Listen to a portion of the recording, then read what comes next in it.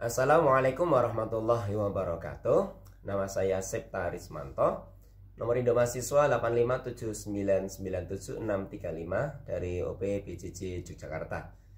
Kali ini saya akan menjelaskan tentang sistem pencernaan makanan pada manusia, mulai dari makanan masuk hingga makanan dikeluarkan dari tubuh kita. Yang pertama, makanan yang kita makan masuk ke dalam tubuh kita melalui mulut, dimana di mulut makanan itu kita kunyah, kemudian kita koyak, dan juga dicampur dengan berbagai macam enzim-enzim yang ada di daerah mulut.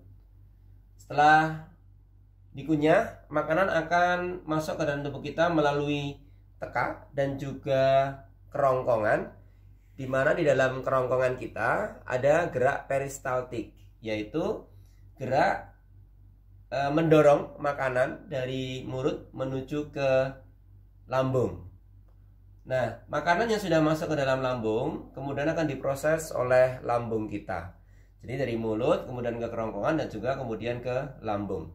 Di dalam lambung ada dua pencernaan, yaitu secara mekanik dan juga secara kimiawi.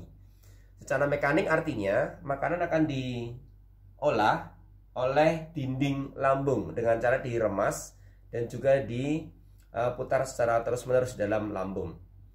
Dan secara kimiawi akan dicampur dengan berbagai macam enzim yang ada di lambung, terutama adalah asam yang berfungsi untuk mengasamkan makanan dan juga membunuh kuman-kuman yang mungkin ikut termakan bersama dengan makanan yang nanti kita makan. Setelah di lambung, kemudian makanan akan masuk kepada usus 12 jari.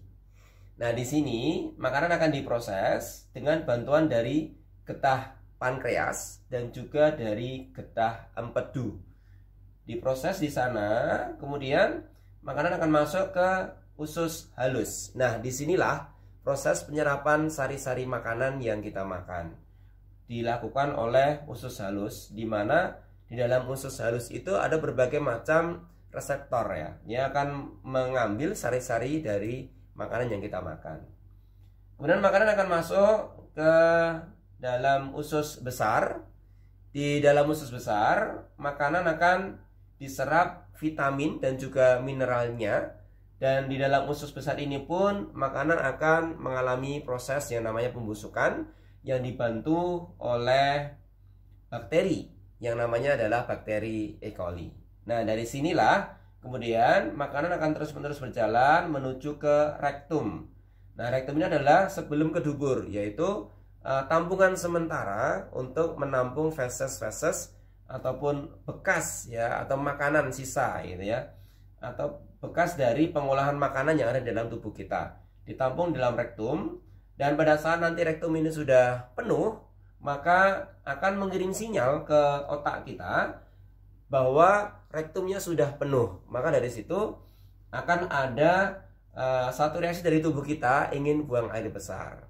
Nah, pada saat kita buang air besar, feses tadi sebagai sisa dari makanan akan dikeluarkan dari tubuh kita melewati dubur.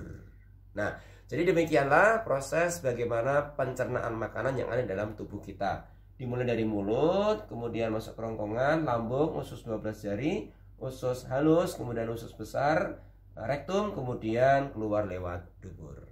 Terima kasih. Wassalamualaikum warahmatullahi wabarakatuh.